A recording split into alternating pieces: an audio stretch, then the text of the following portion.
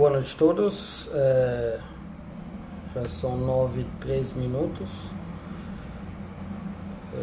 Dia 19 de junho de 2020. E nós vamos começar nossa conversa hoje. Vai ser com o escritor africano João Kanda. Muitas pessoas vão demorar hoje para entrar na live porque as notícias no Brasil está muito quente, né? Os acontecimentos no sector político é complicado. E a gente marcou a nossa live bem no momento do Jornal Nacional, né? Que tá sendo pesado aqui as coisas. Aí eu já vou entrar em contato hoje, já vou aproveitar também e dar uma boa noite às pessoas que estão aqui ao vivo comigo. E hoje vou bater um papo com o João Kanda, que é um angolano, escritor, né, africano aqui na cidade de São Paulo, ou no Brasil, né, escritor, palestrante internacional. Que mais o João é? Tantas coisas, promotor cultural, CEO da Literafro, da Literáfrica. E já vou tentar já entrar em contato com eles, ver se ele se conecta comigo aqui. Boa noite a todos. Pronto, já mandei um convite para ele, acabei de falar com ele agora. E a nossa conversa hoje promete ser bem legal, né? A gente vai tratar de um assunto que já queria tratar com ele semana passada, mas devido às ocupações, nós não conseguimos fazer essa live. Aí aproveitamos essa sexta-feira para poder fazer essa live hoje. E deixa eu ver se ele se conectou já. Então nós vamos falar das derrubadas das estátuas, o que representa depois da morte de George Floyd, as derrubadas das estátuas coloniais e da escravidão, né? O significado disso para nós que somos africanos. Aí eu acho que ele não está ainda, ele não está pronto. Obrigado mesmo. Deixa eu ver aqui se eu conseguir falar com ele aqui. E nosso bate-papo hoje vai ser relacionado a isso, né? As consequências depois do movimento antirracial que,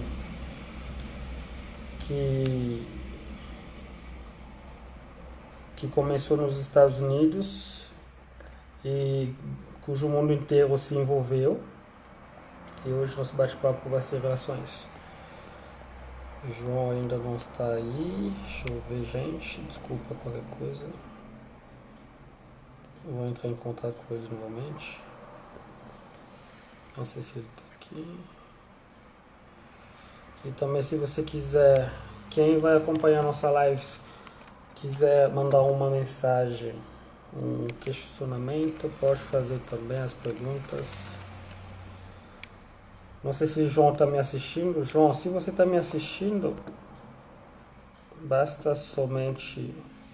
Deixa eu ver aqui, não consigo ver ele aqui.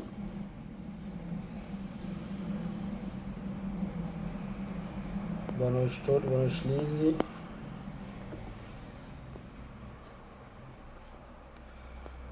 Deixa eu ver aqui se eu conseguir.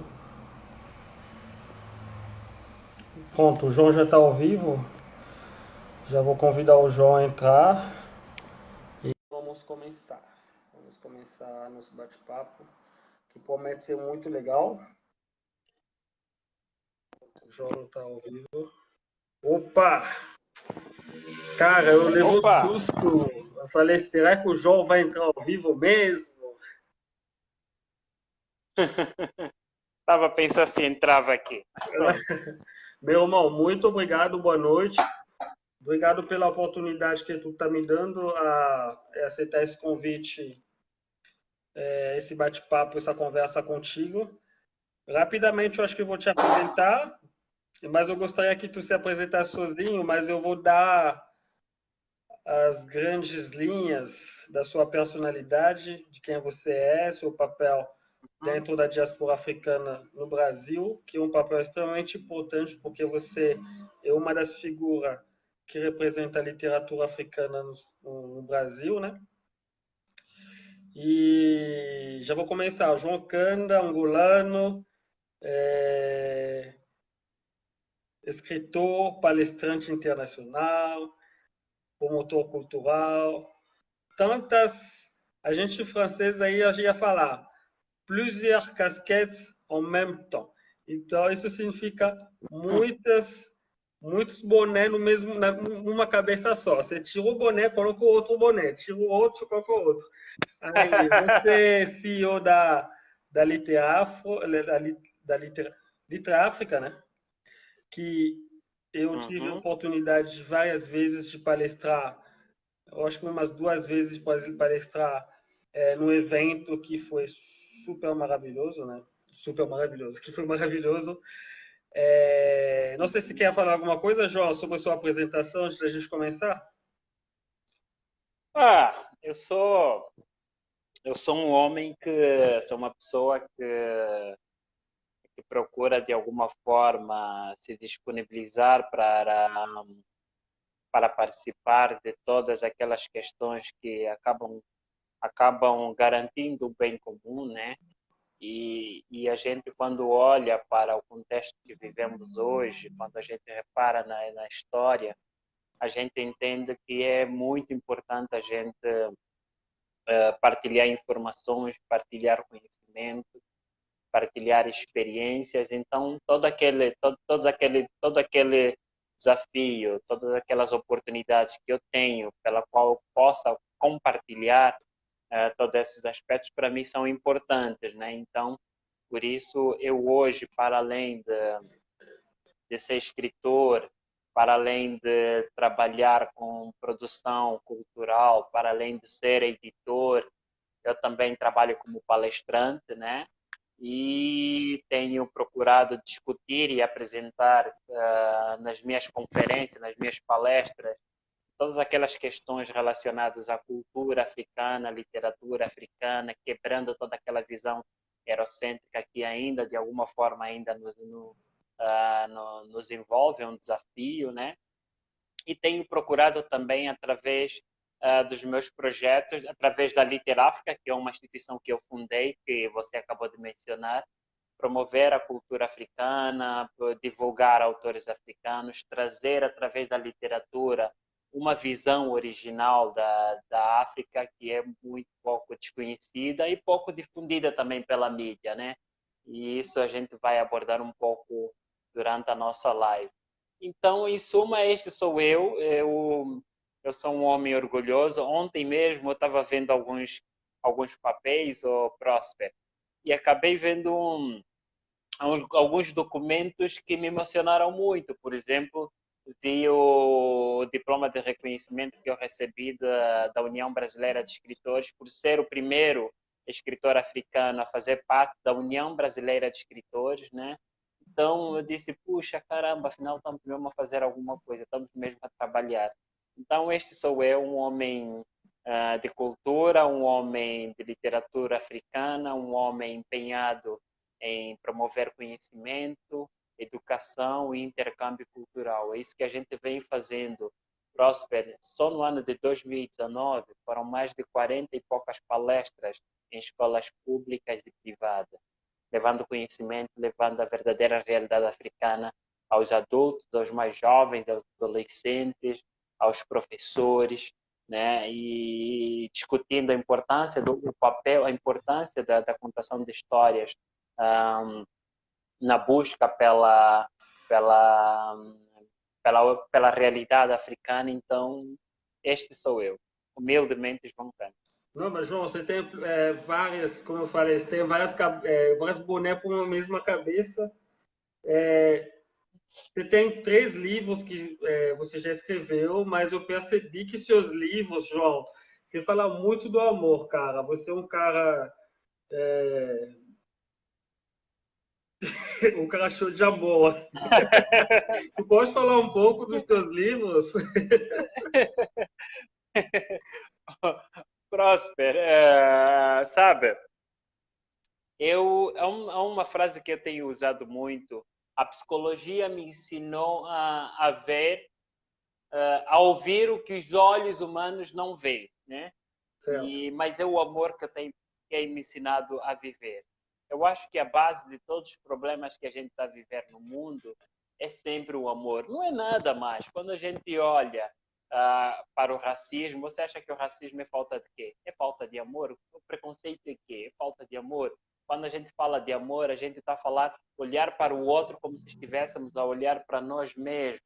Quando a gente está a falar de amor, a gente está falando de sensibilidade, de humanismo, de reconhecer que não devo fazer a outra pessoa o que eu não gostaria que fizessem em mim. Quando a gente fala de amor, a gente está a falar de educar as nossas crianças com amor, né? A gente está a falar de relacionamento, de respeitar o vizinho, independentemente da sua ideologia ou da sua ideologia ou do partido político que ele defende, né? O amor nos equilibra, o amor nos torna humanos, o amor nos torna solidários, o amor nos torna sensíveis, educados. Então, eu acho que é a essência, é por ali onde a gente devia começar. Independentemente da gente procurar discutir vários assuntos, mas a gente tem que procurar voltar sempre à essência dos problemas. E a essência dos problemas, se você for analisar no fundo, é o caminho do amor. Então, eu procuro muito trazer essa abordagem nas minhas obras, mas também trazendo outras questões de forma muito interessante. Por exemplo, no meu livro A Controvérsia do Namoro, eu trago uma visão sobre a importância desse relacionamento, enquadrando ela numa visão social, né? E também trago, por exemplo, a questão a importância da cultura, das tradições serem fundamentais nesse relacionamento, por exemplo, no nosso caso da realidade africana, onde a nossa cultura, onde a nossa tradição é a base de qualquer relacionamento, a relacionamento com o vizinho, a relacionamento com o namorado, os casamentos, né? Tanto mais que nesse meu livro eu falo, por exemplo, do alambamento, do casamento tradicional. Sim. E recentemente eu estava discutindo, teve um churrasco aqui com um grupo de vizinhos aqui onde eu moro, e eu estava a passar essa experiência sobre como funciona o alambamento, o casamento tradicional em África. E eles olharam para mim no final e disseram: puxa, nunca nos explicaram tão bem como você nos explicou, porque a visão que a gente tem é que o dote que se faz na África, em muitos países africanos, é vender a mulher. Então, eu quebrei Esse estereótipo, toda essa esse visão preconceito, né? e os estereótipos, né? Quebrei tudo e disseram, afinal é o contrário.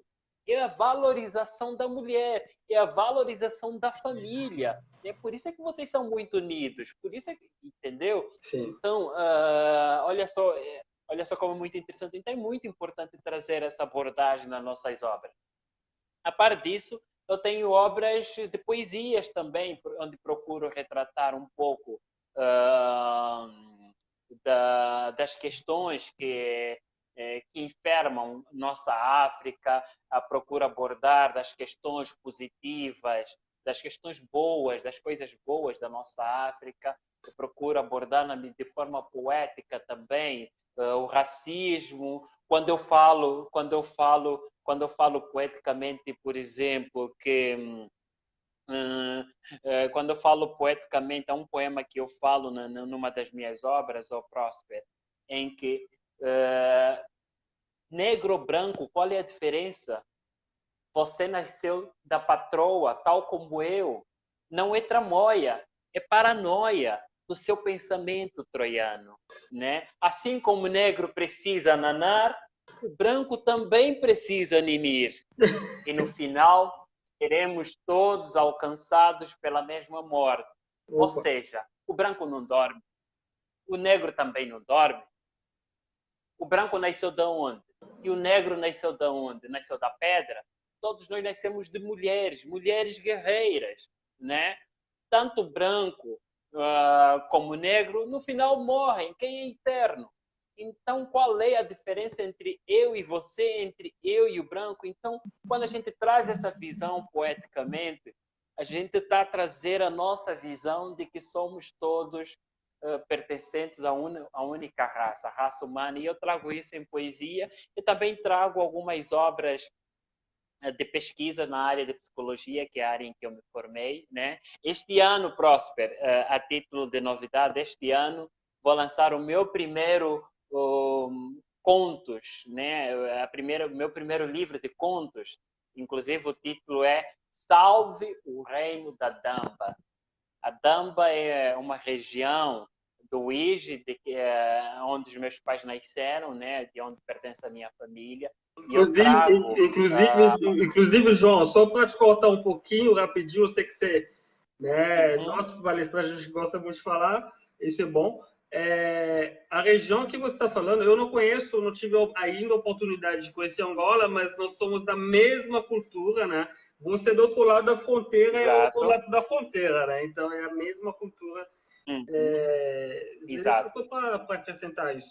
E em relação também ao que você falou do casamento, um excelente trabalho. Mas pode continuar.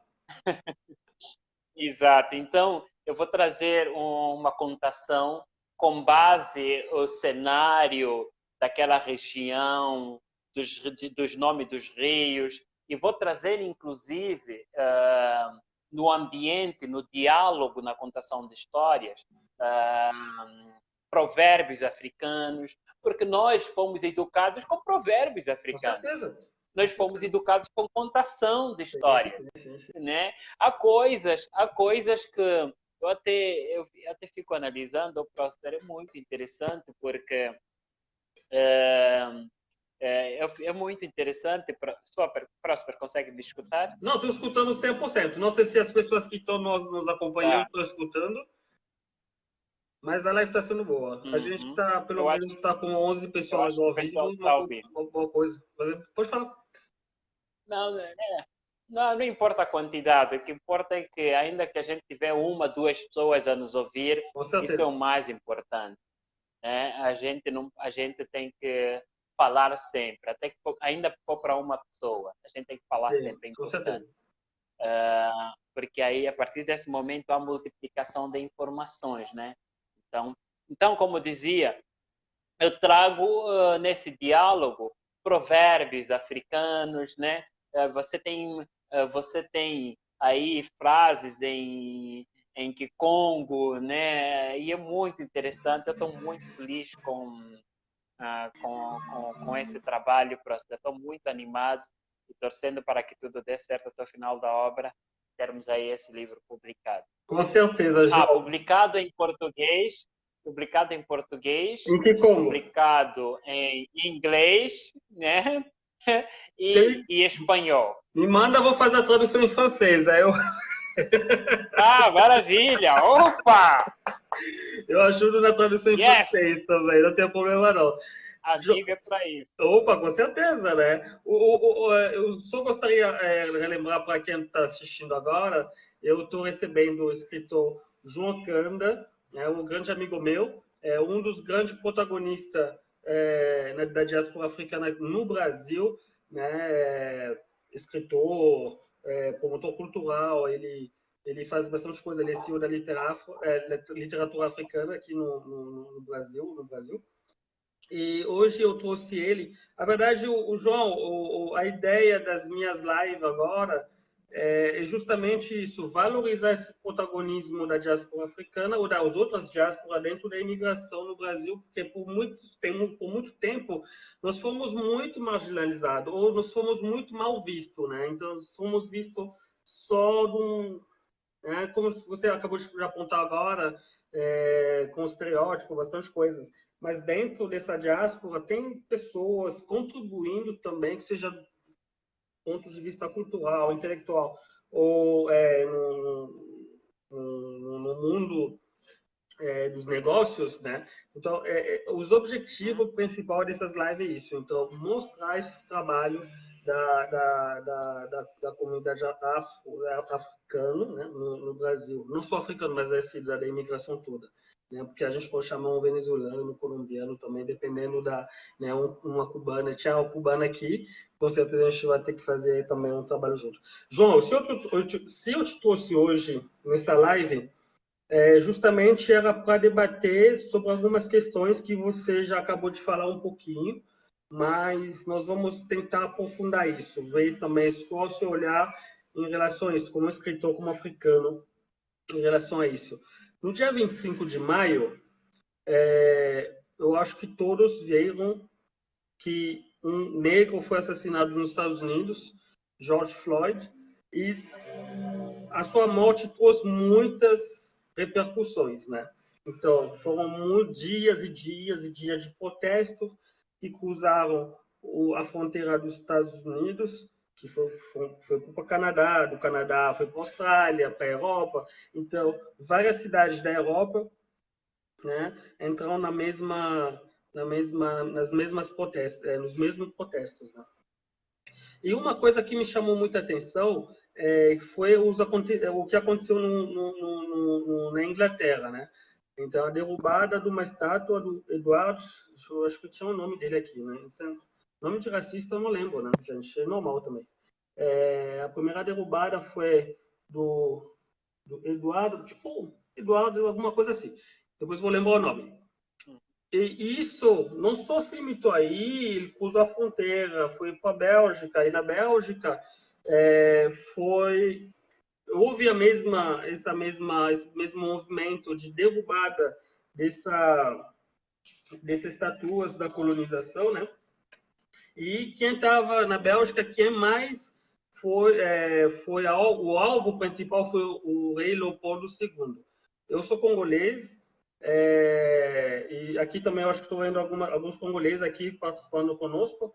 E o Leopoldo II é um. Depois eu acho que depois eu vou falar, mas hoje vou deixar o João, você vai comentar e a gente vai falar. Então, isso, nos Estados Unidos também houve essa questão do Cristóvão Colombo, que cortaram até a cabeça da estátua dele, né? Qual o seu olhar em relação a isso, João? Qual o seu olhar em relação a todos esses acontecimentos? Sabe, antes de responder a sua pergunta, Próspero, muita gente mandou mensagem para mim perguntando se eu não queria fazer lives em relação a esse assunto, por que eu estou em silêncio, por que ainda não fiz uma live em relação a isso. E eu disse para essa pessoa, você já leu algum dos meus livros? E essa pessoa respondeu que não. Então, você devia começar por aí antes de me cobrar. A gente vem falando, diferente de muita gente, a gente vem falando sobre essas questões há muito, muito tempo. A gente não fala só quando o negro é assassinado. A gente vem abordando isso de várias formas em nossas palestras, em nossos livros, de várias formas, como tal fiz agora no começo ao citar um verso da minha poesia, né? Então, só que nós artistas às vezes queremos analisar, estudar e falar no momento certo. Nós somos influenciadores, né? E às vezes no momento em que todo mundo está a gritar, você como artista não quer falar, quer esperar aí, enquanto todo mundo está aí tenso, destruindo o prédio e tal. Você como escritor quer estar quieto, só quer apreciar, né? Isso quem entende é quem é artista entende isso. Quem não é artista nunca vai compreender, né? Por exemplo, quando a menina Ágata quando morreu a menina Ágata aqui no Brasil, né? E muita gente se comoveu com a morte, claro, foi difícil, mas eu não tive vontade de falar. Eu queria ficar quieto. Só há dias atrás é que eu quis falar. Inclusive fiz um poema para ela. entendeu? Então, nós artistas temos essa... Você pode Temos falar também essa... do poema, você pode falar o poema aqui também. Você não vai justamente da com Ágata. água na boca? Sim, pô, claro. Vou falar assim da Ágata, um poema muito bonito, eu falo lá no final. Tá? Tá. Então, tem essa questão. Aí, há uma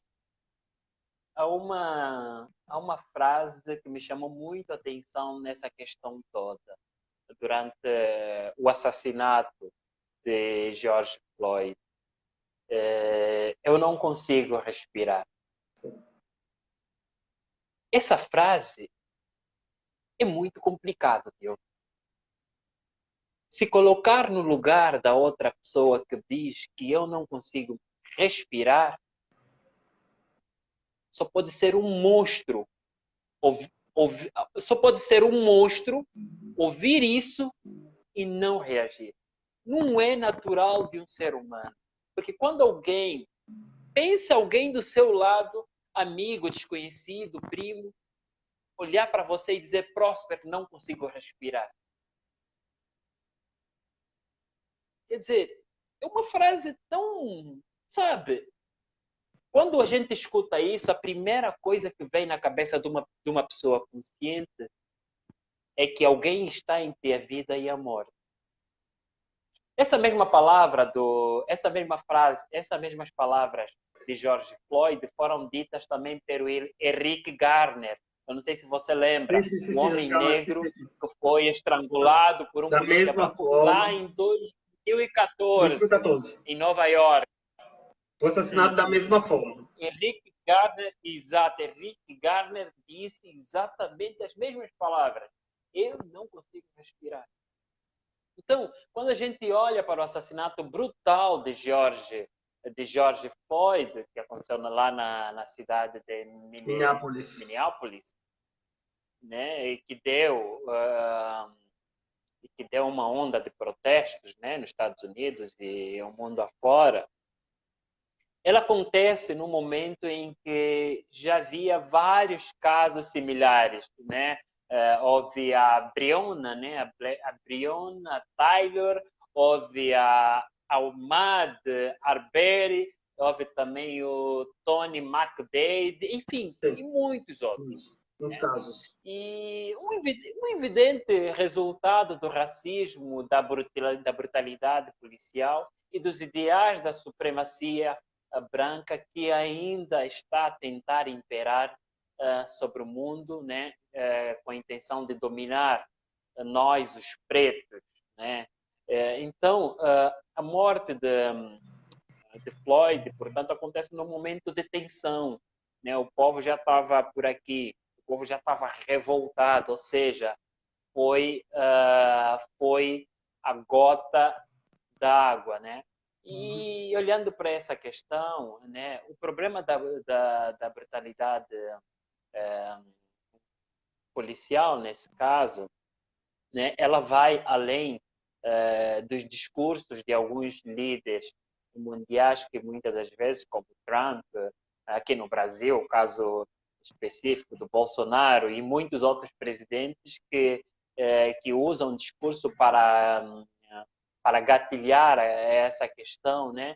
Mas essa brutalidade contra os negros, ela vai além da brutalidade policial, né? Do que a gente vem acontecendo nos Estados Unidos e também vem muito acontecendo no Brasil, né?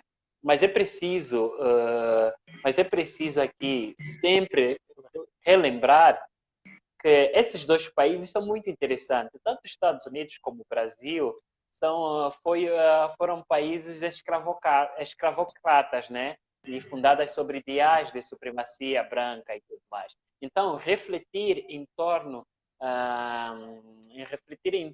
do racismo estrutural, em torno do racismo na estrutura desses dois países, né? Que influencia, inclusive mesmo, relações interpessoais, é também refletir em torno dos papéis das instituições. Por que o papel das instituições? Porque são as instituições que deveriam impedir a construção de estátuas ou ou monumentos que de alguma forma legitimam, né? Legitimam toda aquela barbaridade feita por muitas personagens, né?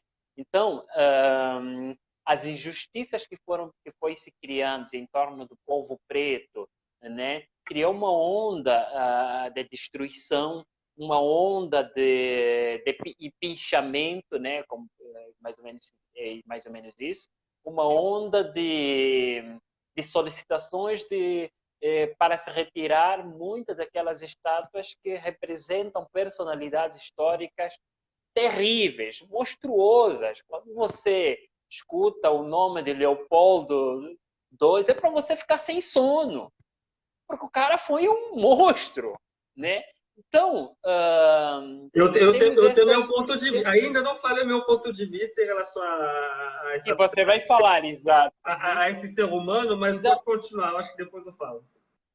Exato. Então, são personalidades com histórico, são personalidades com histórico de racismo e colonialismo, representam morte, injustiça, desumanidade, insensibilidade, são personalidades que representam violência contra a humanidade e que, se estariam vivas, essas pessoas seriam criminalmente julgadas, seriam criminalmente julgadas pelos crimes não só contra o povo preto, né? Porque então esse tipo de estátuas e monumentos a maior parte são homenagens públicas dessas personalidades, né? Nos Estados Unidos, na Bélgica, na França, né? Aliás, alguns países já começaram, inclusive, a reestruturar suas leis. Brasil também. Vamos falar sobre isso. Eu acho que a Shirley que está nos acompanhando, outra vez ela postou uma coisa que tu lembra você vê na frente do Parque Ibirapuera existe uma estátua lá que é muito ética também.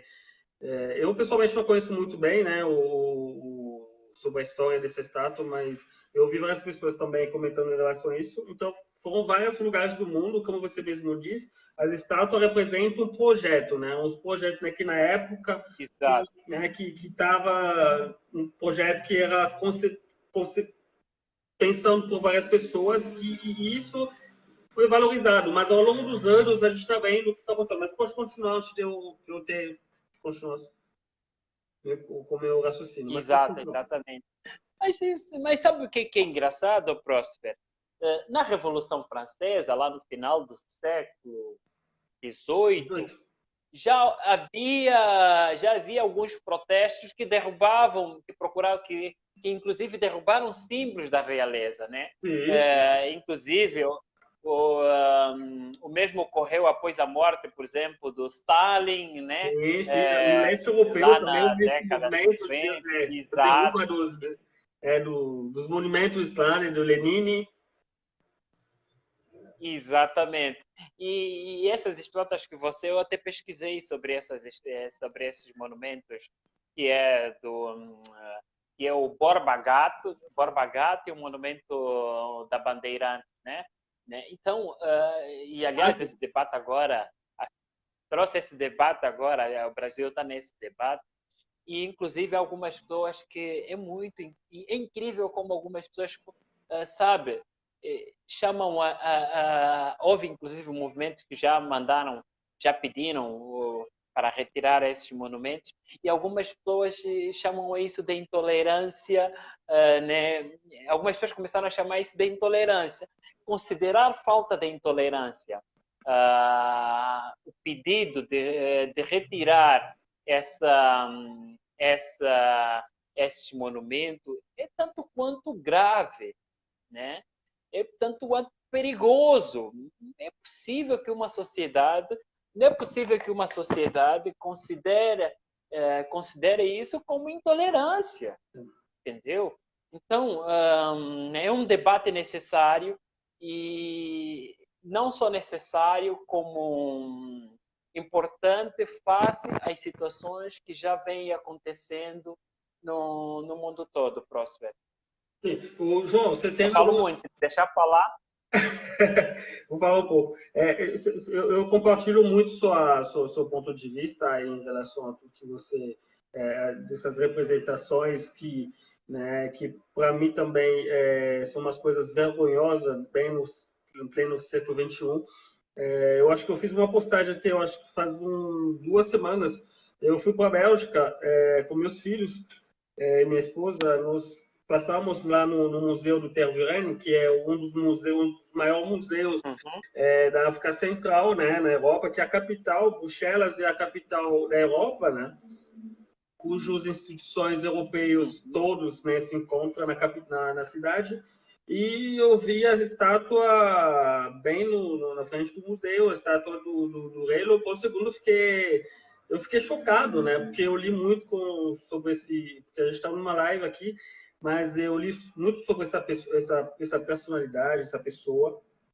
Né? E aí eu vi o meu filho mais velho, ele é muito esperto, assim. Ele falou porque eu estava aí parado. Eu tive que explicar um pouco para ele, né? Eles são crianças ainda, mas eu tive que explicar um pouco a minha revolta, a minha raiva, porque o Leopoldo II, para quem não sabe, ele teve um papel importante na divisão do continente africano, em 1885. Durante a Conferência de Berlim, o Leopoldo II teve um papel importante. E ele protagonizou esse evento junto com Bismarck, que é o chanceler alemão na época. E nessa divisão do bolo, que eu chamo do bolo, que eles consideraram o continente africano como se fosse um bolo. Aí nessa divisão Um bolo. de cada um pegou seu pedaço. E o mais incrível que seja é que dentro o rei Leopoldo II, na época, ele tomou um grande pedaço de bolo, se eu posso falar isso, porque a República Democrática do Congo hoje, não hoje, né, sempre foi 12 milhões de quilômetros quadrados, é o segundo maior país do continente, né? Já foi o terceiro, depois do Sudão, mas agora é o segundo maior do continente. E ele privatizou simplesmente você tem uma fazenda, né, de 2.000 quilômetros quadrados. Ele fez do Congo uma fazenda pessoal dele, e durante 20 anos, para quem não sabe, de 1885 até 1908, ele orquestrou uma das maiores barbaridades que a humanidade já conheceu. Então, foram cerca de 10 milhões de congoleses que foram vítimas da política direta do rei, né? Porque o Congo é um país extremamente rico do ponto de vista minerais, florestas, essas coisas, ambiental. E o rei Leopoldo II, não sei se eu chamo do rei, mas assim, essa pessoa matou cerca de 10 milhões de congoleses. 10 milhões. A metade da população congolesa, porque na época a população congolesa era estimada a 20 milhões, e cerca de 10 foram eliminados. Cortaram mãos, os escândalos, cortaram as pernas, você tinha uma meta para cumprir, para levar, para trazer o látex, né, que sai do EVA, né, que é aquela árvore, a borracha, né, que nessa época a indústria automobilística, né, se fala assim, né, dos carros, dos pneus, estava em plena prosperidade. Então o mundo precisava muito dessas borrachas. Isso a gente fez isso também hoje, né? Hoje o coltan já é outro assunto. E ver essa representação em pleno século XXI, né? Que uma personalidade tão contestada, mesmo dentro da nação belga, né? Está lá na capital europeia. Então, para mim, esse movimento Black Lives Matter, para mim é um questionamento também sobre um passado colonial muito difícil, muito duro, né? Então, não sei se você quer completar alguma coisa. E E olha só como é que são as coisas. Muitas dessas estátuas ou monumentos, elas foram colocadas sem qualquer explicação ou contextualização do seu papel de genocida, É. né? Então que se coloque uma faixa genocida, pelo menos as pessoas vão passar, vão saber que ele foi genocida. Agora colocarem eles ali como se fossem Heróis. pessoas de bem, como se fossem heróis, não, aí é demais. Ali no Vale do Anhangabaú tem um monumento mais antigo da cidade. Chama-se Obelisco de Piques. Eu acho Sim, que foi o isso. obelisco, o Erguido obelisco. em 1814, né? Lá eu, lá do Mercado Aberto. E ele era onde também traficavam pessoas negras. É um outro monumento que ignora a história, né? E quando as pessoas descobrem tudo aquilo, ficam chocadas, né? Essas estátuas são, na verdade, narrativas eurocêntricas e precisam sim ser derrubadas. Não tem. Quando a gente. As pessoas, às vezes, e esses movimentos, é muito interessante o movimento desses movimentos que têm acontecido. Porque às vezes a gente olha para uma estátua ou um monumento e a gente parece não ter qualquer importância. Mas o que é uma estátua? É uma obra criada para representar uma entidade real ou imaginária. Assim como os catolicismos têm, e algumas igrejas ortodoxas têm algumas estátuas que representam a divindade, né? Nós Sim. temos estátuas que têm sido produzidas em muitas culturas desde a pré-história, né? Há estátuas mais antigas que foram produzidas há mais de 30 mil anos. Uhum. Então, essas estátuas, elas são uma homenagem pública. Não é possível que, em pleno século XXI, Sim. nós ainda homenageamos pessoas genocidas publicamente. É. E um detalhe muito interessante, o Próspero, Sim. se olharmos para o número de estátuas que estão espalhadas no mundo, fica até evidente a falta de inclusão de estátuas e monumentos, né, que de alguma forma representam heróis pretos, heróis africanos, né, em relação à estátua que legitimam as ações demoníacas de muitos opressores. Sim. Então, é preciso analisar essa situação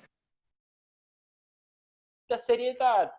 Então, eu acho que todo esse movimento que está surgindo nos dias de hoje, ele está sendo necessário porque está a abrir os nossos olhos em relação a muita coisa que a gente vem ignorando durante muito, muito, muito tempo.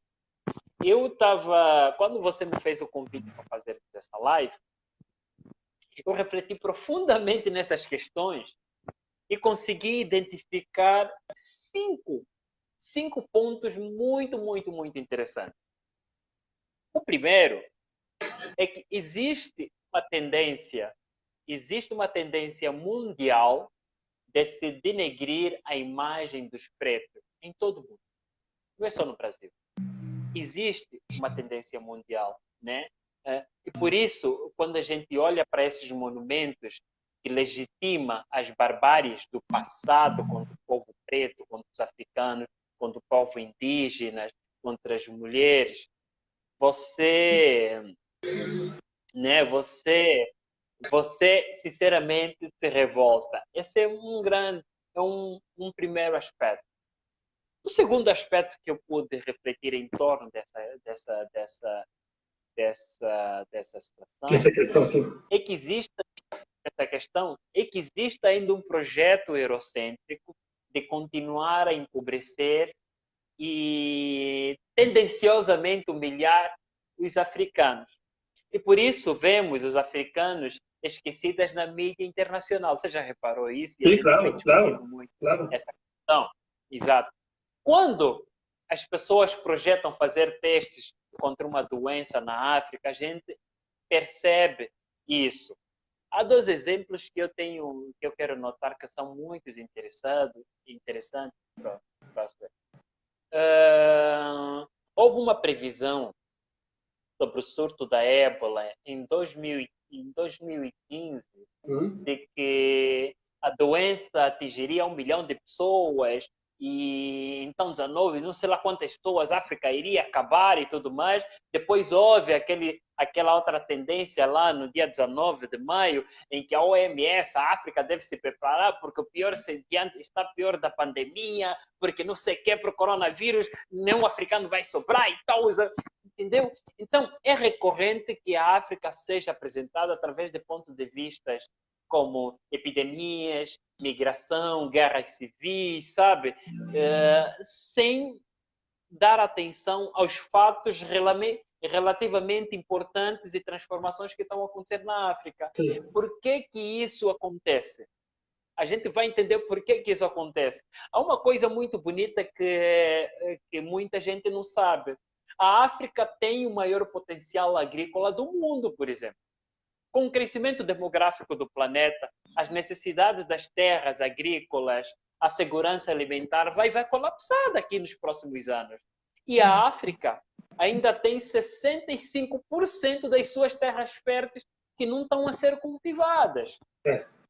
E esse é um recado para os nossos líderes africanos, para eles começarem a tomar consciência, porque nós, os africanos, também não vamos permitir. Entendeu? Então, há uma tendência muito grande de continuar a humilhar a África. E a gente. E por que eu digo isso? E por que isso está relacionado com o atual contexto? Há uma frase que diz assim: para nos libertarmos da opressão dos nossos escravizadores, é absolutamente necessário que o afro-americano restaure a comunicação com a África. Malcolm. Entende? Oi? Malcolm. X. Estás a ver? Eu estive a refletir isso. Ele diz a única esperança para o homem preto é uma África forte. É uma África forte. Então, durante muito tempo, as pessoas pensaram que essa tendência de humilhar a África, essa tendência de tirar a África do cenário mundial, ele, de alguma forma, querendo ou não, está interligado com o racismo que nós vivemos no mundo todo. João... Então, temos que olhar para a África. João, eu não quero te cortar...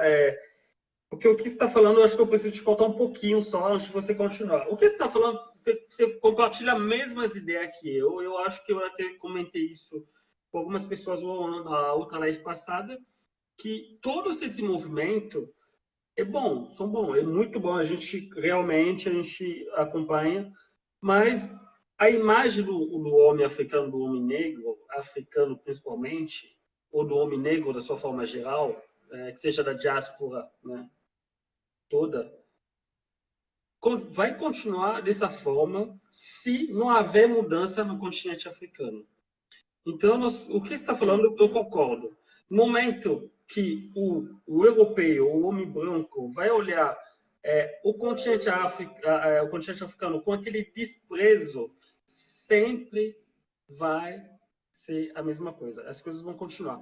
Por isso, eu sou daquelas pessoas que pensam muito trabalhar, investir, vender o continente, não vender no forma de vender, né? Olhar a África e muito fazer um papel, por exemplo, um dos músicos jovem, né?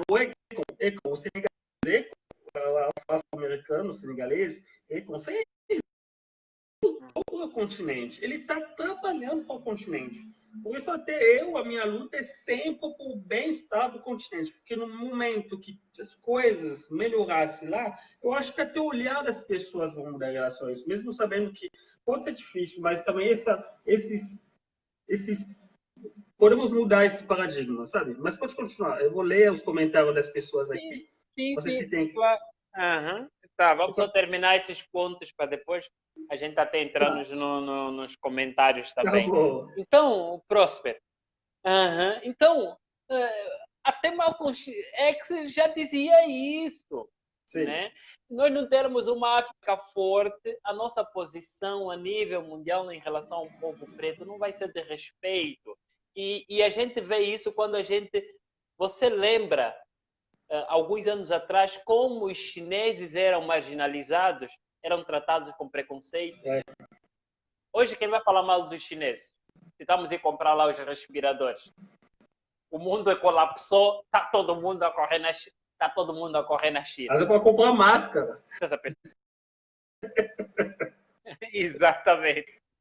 Estás a perceber? Então, então, a gente precisa entender. E a nossa luta aqui no Brasil é justamente isso.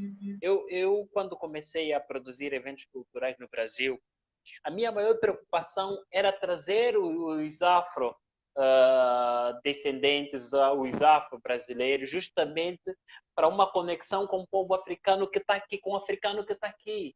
É preciso essa conexão, né? Eu ficava triste às vezes quando Próspero, quando produzimos o primeiro encontro internacional com escritores africanos, foram mais de 3.000 pessoas, os eventos estavam lotados, estavam abarrotados de gente, e você foi um palestrante. Quantos negros era possível? Era possível contar os negros nas salas.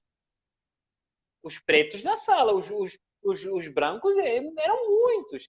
E aquilo me entristeceu. Por que o povo preto não está aqui? Eles deviam ser os primeiros a estarem na fila de preto. Entendeu? Então, a nossa briga sempre foi buscar essa conexão. E essa questão me leva no terceiro ponto, que é justamente isso que estamos a falar aqui, que é a incompetência da maior parte dos líderes africanos, né, nessas questões. Muitos líderes africanos deviam dizer assim, olha, vamos fazer... Porque quando você olha, antes de eu dizer isso, quando você olha para os acordos diplomáticos, eles devem ser baseados no respeito mútuo, na dignidade humana, né? Na valorização da história, da cultura, das tradições. E a partir do momento que na Bélgica tem uma estátua que de alguma forma fere a sensibilidade do meu povo, vamos fechar um acordo diplomático, mas tira essa estátua daí que eu vou no seu país. Tira essa estátua daí, tira esse monumento daí que a gente fecha um acordo com o seu país. Porque você não pode fechar um acordo de parceria diplomática comigo quando você tem monumentos no seu país que ofendem o meu povo, que ofendem a minha pátria, que ofendem a minha nação. Então, os nossos líderes africanos têm que bater o pé. Muitos deles são frouxos. E nós, em África, os tempos mudaram. Nós já não queremos líderes frouxos, né? Nós queremos líderes autênticos, nós queremos líderes patriotas, líderes como esses que estão na Etiópia, que estão a transformar o país. Hoje a Etiópia é um dos países que mais cresce economicamente a nível do mundo. E a mídia não fala disso. Com certeza. Eu tive a oportunidade em 2014, 2013, eu fui para a Etiópia, né? Eu fui para a Etiópia de Addis Abeba. Eu até não acreditei, né? Porque aquela imagem da Etiópia, acho que uma vez eu comentei com uma amiga que estava aqui na live, que aquela imagem dos anos 90 que foi apresentada da Etiópia, mas quando eu cheguei em Addis Abeba, eu fui surpreso. E Addis Abeba é um dos modelos dos países que está crescendo em relação a tudo, por exemplo, até em relação ao papel da mulher, porque a maioria das pessoas pensam que os africanos são, como se fala mesmo, machista, né? Que o papel da mulher... eu acho que isso aqui a gente pode até ter uma outra live em relação a isso, que eu acho que falar sobre vamos fazer. O papel da mulher africana é tão importante na nossa sociedade que quem sabe, quem conhece, sabe, né? E a Etiópia é um dos exemplos. A Etiópia, o presidente da República da Etiópia hoje é uma mulher. A maioria, os 50% do parlamento da Etiópia é composto das mulheres, o governo, assim que vai.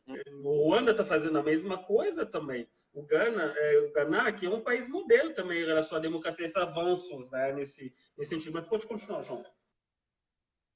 Tá. Então, tem todos esses aspectos. Vamos sim preparar uma live para falar sobre isso, porque fala-se às vezes o papel da mulher africana está sendo esquecido na diáspora. E somos nós, os africanos, que temos a responsabilidade de falar o papel das mulheres na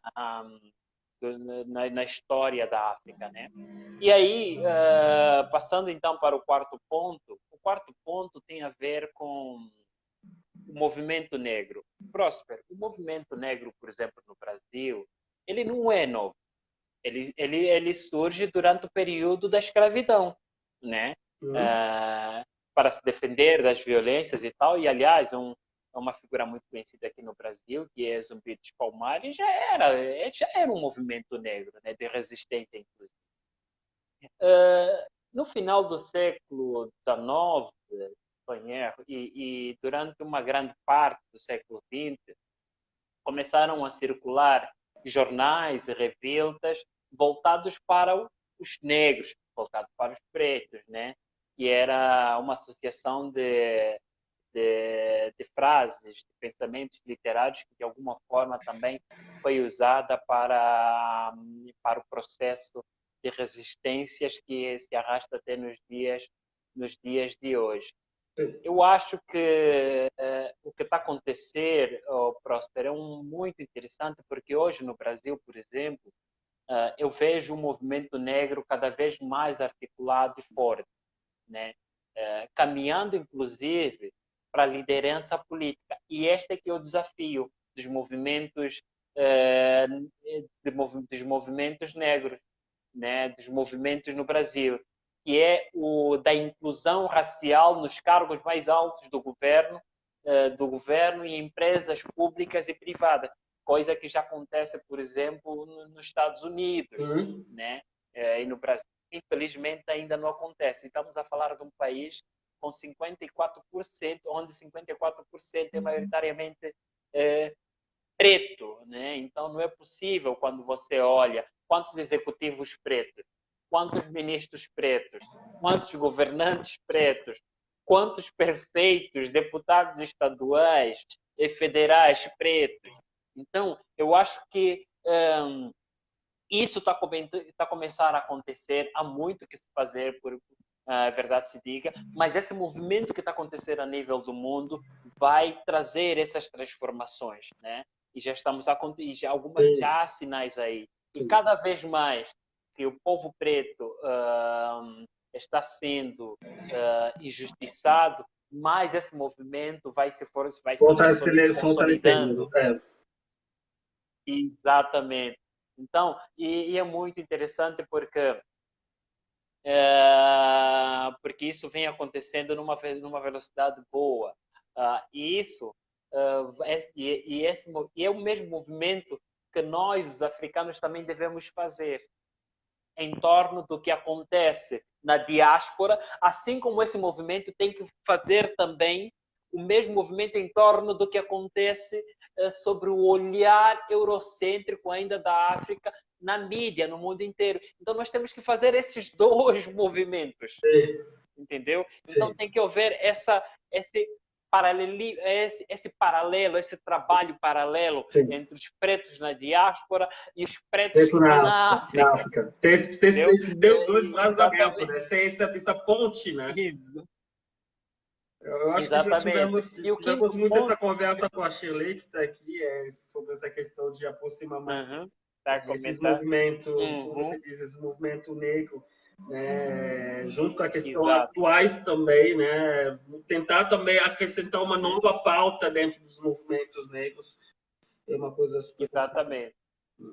E o quinto ponto e último que eu refleti bastante tem a ver com a necessidade de reescrever a história do povo preto como protagonistas, não simplesmente como vítimas. Nós somos vítimas de um processo, mas nós somos também protagonistas da história mundial.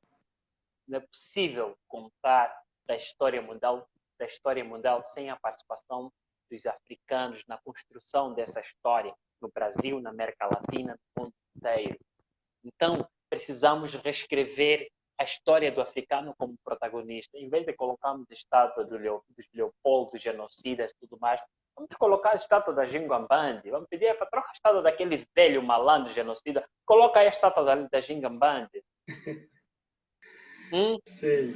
Exatamente, coloca aí a estátua do imperador Menelik. Será que as pessoas sabem quem é o imperador Menelik? Coloca aí a estátua da Aminã. Sabem quem é Aminã? Entendeu? Então, da rainha Aminã. Timpavita.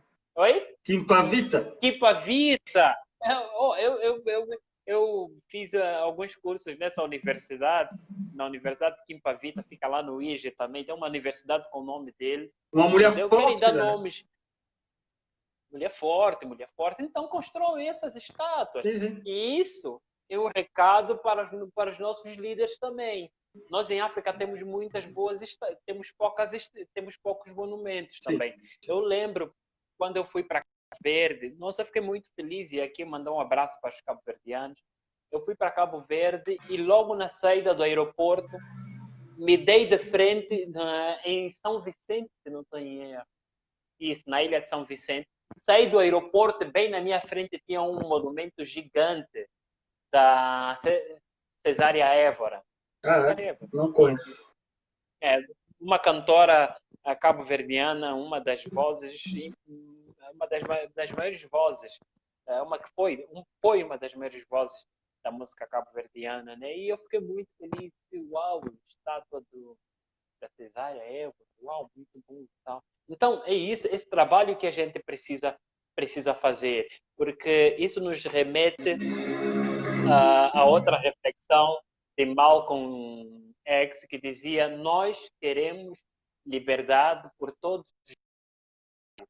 Nós queremos justiça por todos os meios necessários. Nós queremos igualdade por todos os meios necessários. Então, se vocês colocam estátuas de heróis, de heroínas, então colocam também estátuas. Por que não tem uma estátua gigantesca do Zumbi dos Palmares na metrópole de São Paulo?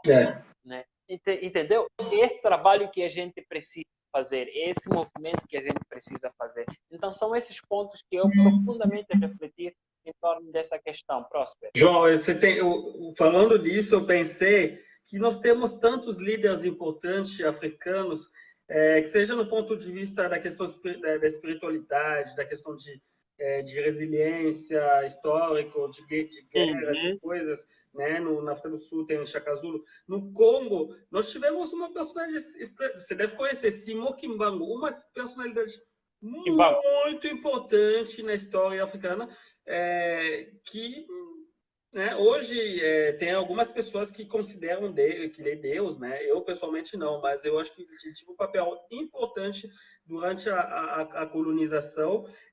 O Kimpavita, por exemplo, o Renato Congo, o rei Nzingakuvu, nós tivemos grandes protagonistas, líderes. E eu lembrei também de um episódio que aconteceu essa questão de derrubada das estátuas, né? Eu lembrei, tinha uma estátua do Gandhi, né? Você fala Gandhi, né? Gandhi. No Senegal, né? Na Universidade Cheikh Anta Diop, em Dakar. Cara, você vê uma estátua de um racista, mas a estátua foi derrubada, né? Já acho que em 2013, se eu me engano, né? Porque o Gandhi é uma pessoa racista, né? Então, a Índia deu para a Universidade Cheikh Anta Diop um presente do cara racista, né? Infelizmente foi derrubado essa estátua. Então, esse protagonismo, essa representação também dos protagonistas é extremamente importante, João. Eu vou ler algumas considerações, porque a nossa live vai ficando muito longa. Depois vou deixar isso no meu YouTube. Qualquer coisa, as pessoas que querem rever, vai estar disponível no meu YouTube. Gente, se inscreva lá. A Shirley está falando... Podemos citar as mulheres africanas do continente? João, Shirley, sua pergunta não entendi. Foi em relação ao quê? As mulheres africanas históricas ou como? Não sei. Qualquer coisa você responde aqui. O Cleiton Matos falou Nelson Mandela não. Eu acho que eu vou ter que começar de cima para baixo, senão vai, às vezes. Nelson Mandela não, mano. Há muitas críticas pela forma como ele conduziu tudo depois, vendo a África do Sul. Então, precisamos, esse é o Gabriel Kiwila, precisamos de governante com atitude. Oh, meu Deus. Precisamos de governante com atitude de Nelson Mandela, porque. Ah, eu entendi agora. Porque a gente não fala de Mandela. Precisamos de governantes com atitude de Nelson Mandela, porque muitas vezes somos vendidos aos brancos pelo nosso próprio governante. Eu não sei, aí ele, em cima, ele fala para que essa mudança, é necessário que os governantes africanos. Prosper, Sim, pode falar. não é melhor aqueles que for pergunta a gente já responde, aqueles que for Eu acho que, contribuições a gente. eu acho que é isso mesmo, né? É porque a maioria acho que a gente já respondeu, né? Não dá para ler todas as considerações. João, você tem algumas considerações finais? Porque a nossa live vai ficar muito longa, não quero que seja 5 horas de live. Se for continuar contigo, Tá, ok. nós vamos fazer uma live extremamente longa, mas não sei se você tem algumas considerações. Né? A Shirley fez um. Ela falou, João Kanda já citou o nome de mulheres africanas que fizeram importante luta. Sim, tem.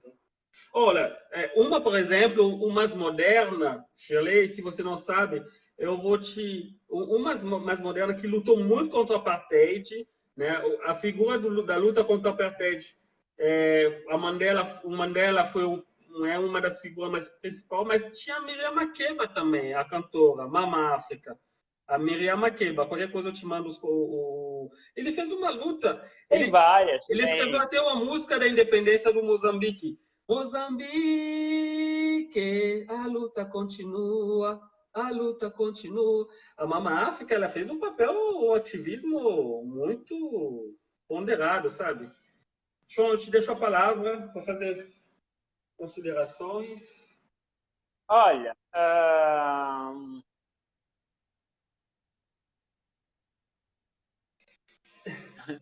tem alguém que está dizendo aí que Nelson Mandela entendeu?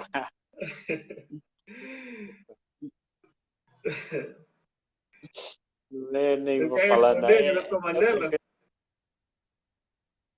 Não, eu acho que esse é um assunto que não é suficiente abordar numa live Sim, que está no final como a nossa, né? Assim, João, hoje vou te falar a verdade, cara. É, Eu tenho minha visão do Mandela que eu acho que, não sei, mas também como você diz mesmo, melhor não falar disso aqui. Mas eu tenho uma visão sobre o Mandela também. Mas pode fazer suas sim, considerações finais. é melhor não falar de. É uma reflexão. Eu tenho escutado alguns discursos que dizem que algumas pessoas têm dito que o processo de escravidão aconteceu na África, por exemplo, porque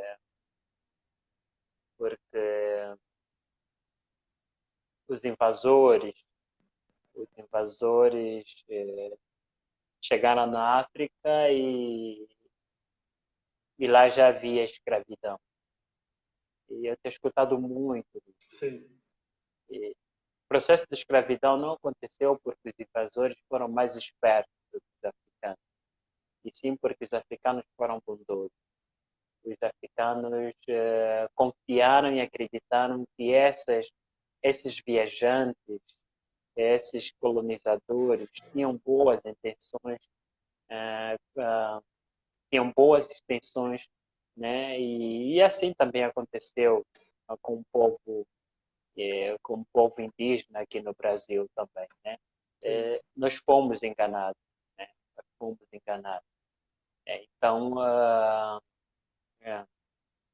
Então, é preciso dizer que estamos numa fase em que o racismo, o preconceito, a desigualdade, toda aquela toda informação deturpada, todo aquele estereotipo, toda aquela tendência de humilhação em relação ao povo preto chegou ao final. Nós, nós chegamos no limite da injustiça, no limite do desrespeito, no limite da barbaridade, toda a brutalidade que a gente verifica na sociedade, toda a brutalidade, a onda de brutalidade que a gente vê nas forças policiais, né? Todo o racismo, todo o preconceito que a gente assiste nas empresas, na rua, no shopping, é tudo resultado de um sistema tendencioso, de um sistema eurocêntrico, de um sistema que de alguma forma quer colocar, retirar todo o protagonismo do povo preto na história da humanidade. E isso não vai acontecer, porque cada vez mais o preto tem aprendido com os próprios brancos, nós aprendemos com os próprios brancos. Hoje o povo preto é dotado de conhecimento, de inteligência, de sabedoria e portanto, não vamos voltar ao passado, não mais. Sim. Os tempos mudaram. E como mudaram? Nós já não estamos dispostos a vender a nossa dignidade, nós não estamos dispostos, aliás, não só não estamos dispostos, como isso não tem preço, né? A nossa dignidade, a forma como as pessoas devem olhar para nós. Não importa se você gosta de mim ou não. Não importa. Não importa se você gosta de mim. Você não é obrigado a gostar de mim por eu ser preto ou branco, mas você é obrigado a me respeitar e me tratar com civilidade, me tratar com educação, né? Com dignidade, com honra, né? E olhar para mim e dizer assim, não, eu devo tratar esse cara como eu gostaria que me tratassem. Sim. Se gosta de mim ou não, você não é obrigado. Isso não interessa.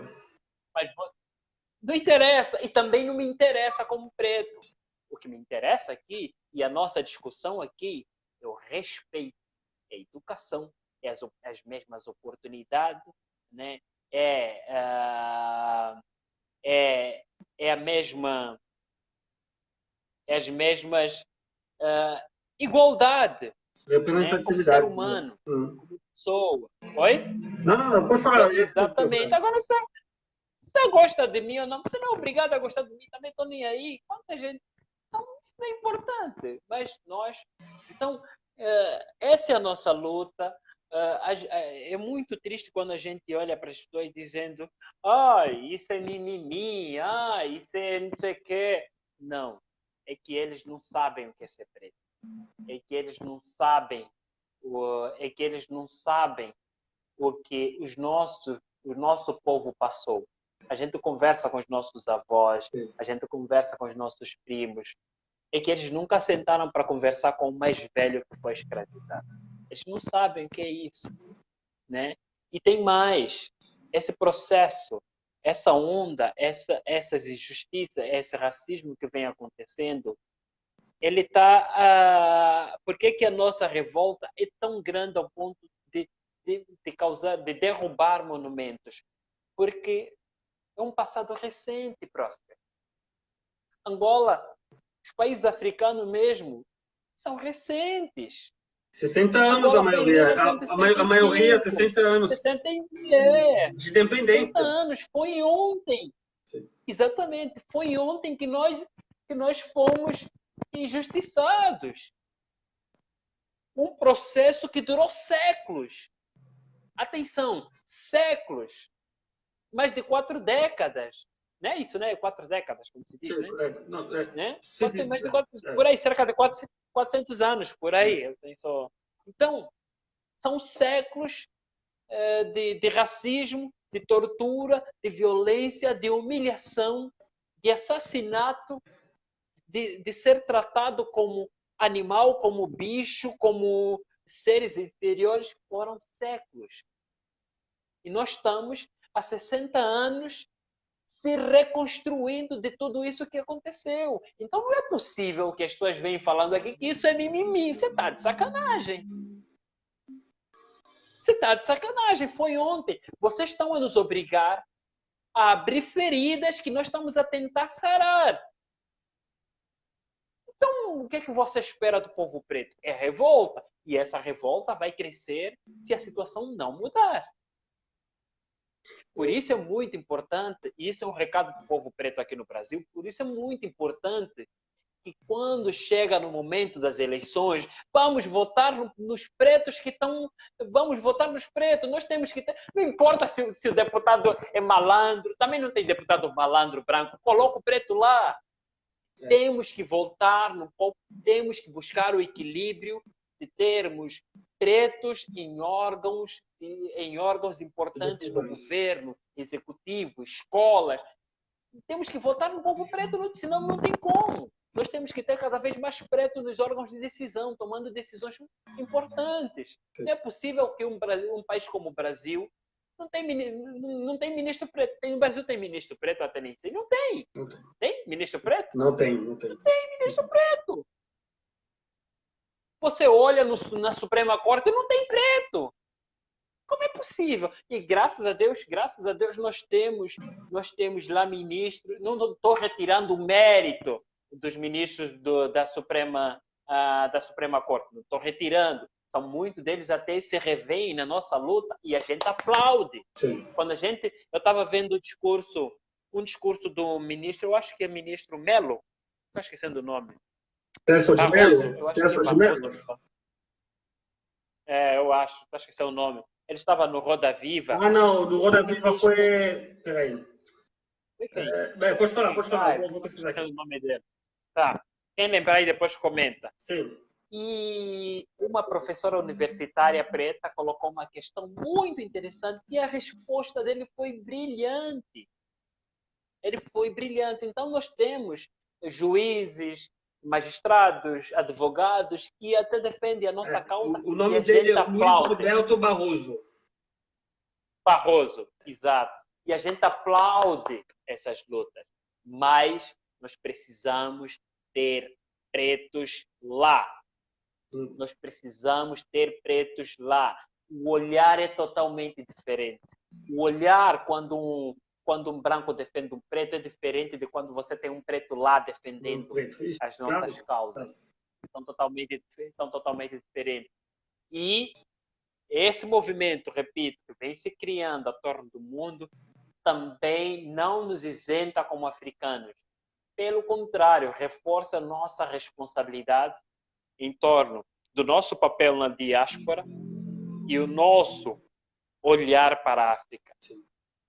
Entendeu? O que nós em África estamos a fazer para, de alguma forma, fazer esse movimento que vem acontecendo no mundo, mas que também precisa de um outro movimento em paralelo no continente africano.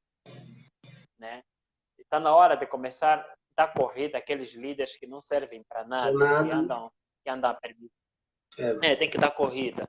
Então, nós precisamos de uma África forte para que o preto, a diáspora, seja olhado e dizer, não, poxa, esse cara para estar aqui, esse cara veio de um país lá, nossa, o país, Sim. É assim que quando a gente olha para o japonês, hoje a gente, não, esse japonês, você é cuidado. Eles são empreendedores, eles chegam aqui e constroem empresa do nada, faz isso e não sei lá o quê. Então, temos que olhar isso, porque quando isso acontecer, nós vamos dar dignidade ao povo preto na diáspora. Com certeza. João, ao preto brasileiro, ao preto americano. João, eu te agradeço muito. É isso aí. Eu te agradeço muito pelas suas considerações. Tudo que você falou, eu acho que ninguém pode discordar disso. É a pura verdade, mesmo como a Miriam comentou agora. Eu até assisti também essa Roda Viva. Eu gostei de uma coisa de uma observação do ministro Roberto Barroso, que falou da humanização do racismo no Brasil, né? É uma coisa que é anormal, mas o sistema fez que o racismo seja normalizado, né? Então, o movimento Black Lives Matter é um movimento importante. Isso veio só mostrar realmente a ferida que a humanidade carrega há muito tempo e o nosso papel como jovem também é de poder falar sobre essa questão, de poder debater sobre essas questões, refletir sobre essas questões. Então, como você mesmo diz, uma coisa importante que nós não precisamos do amor das pessoas, a gente não precisa do amor das pessoas, mas a gente precisa do respeito, né?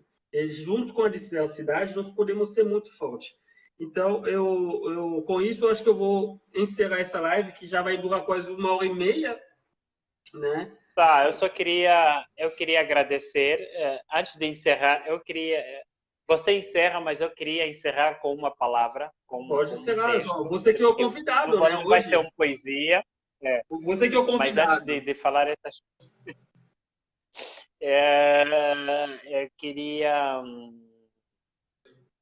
eu queria trazer um texto aqui para a reflexão de todos, mas primeiramente agradecer a todos que comentaram, e se não respondemos aos seus comentários agora, depois lá a gente vai e responde nos comentários, tá bom? Não tem problema nenhum, mas agradecer a você que esteve aí online conosco. Eu sempre digo, não importa se tiver 2, 3, 4 pessoas, se tiver uma, a gente tem que falar, a gente não pode falar.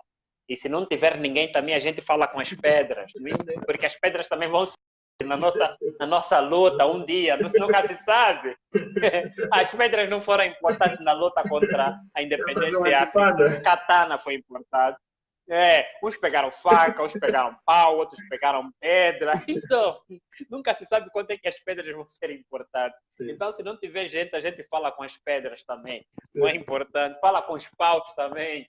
Não é importante. Não tem problema nenhum. O importante é falar sempre, né? Então, isso é muito interessante. Então, eu vou terminar com a live com uma frase de reflexão, que é: no Brasil, as crianças negras são enviadas para o 9º andar. No Brasil, a morte de um negro cabe numa bolsa da Louis Vuitton. O Brasil, onde o negro é miserável, e ser branco é ser um luxo.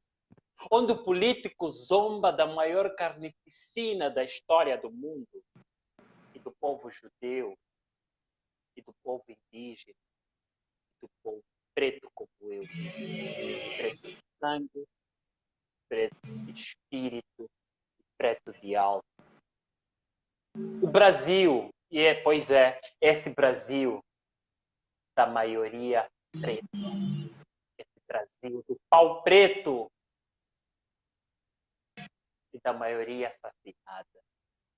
O Brasil onde as balas perdidas têm endereço, o endereço do preto, o preto da periferia. E não o preto do Alphaville. Esqueci, na Alphaville não tem preto, só tem branco. O Brasil da saudade da ditadura, da escravidão benéfica e indígena, pensado como se diz por aí em meios apolíticos gananciosos. Precisamos tirar esses monstros e colocar eles nos seus devidos lugares. Porque a luta contra o racismo é uma luta de todos que se sentem humanos como eu. Beijo ao povo preto, beijo ao povo branco, um grande abraço. Como se diz lá na minha terra, candando. Um abraço fraterno.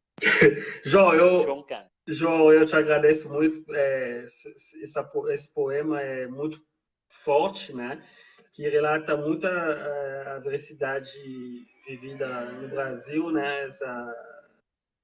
Essa realidade brasileira, né? Que muitas pessoas no mundo não sabem, mas é importante de falar sobre essas questões. Eu agradeço muito vocês, eu te agradeço muito, João, né, pela sua oportunidade. Foi difícil, você é um cara super importante é muito difícil de conseguir te achar para fazer uma live. A gente combinamos muitas vezes essa live, mas graças a Deus deu certo, a gente conseguiu fazer essa live felizmente. E nós vamos ter outras lives em relação a outras questões também, Claro. futura. Eu te agradeço muito e, como eu disse, eu vou disponibilizar essa live na minha página do Facebook e também do meu, qual é o nome do negócio lá, do YouTube, né, da plataforma YouTube também. Quem quiser ir lá, se eu jogar meu nome, aí tem o meu canal, aí eu vou deixar lá. A live foi super interessante, vale a pena mesmo de rever, de ver, né? Eu recebi hoje um grande amigo, irmão João Kanda, escritor africano da diáspora aqui, né? CEO da Literatura Africana. João, obrigado. Eu acho que vou ter que te deixar. Um forte abraço, um beijo para você. Obrigado, um abraço. Tchau.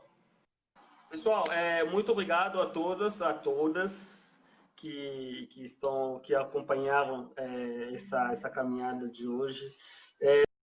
Semana, eu acho que no domingo vou ter uma live, se tudo der certo, com os qual é o nome dele? Esqueci agora. Eu vou deixar como surpresa mesmo, mas ele... Sheikh, eu acho que o Sheikh, sim, o Sheikh, ele é Sheikh Jai, eu acho.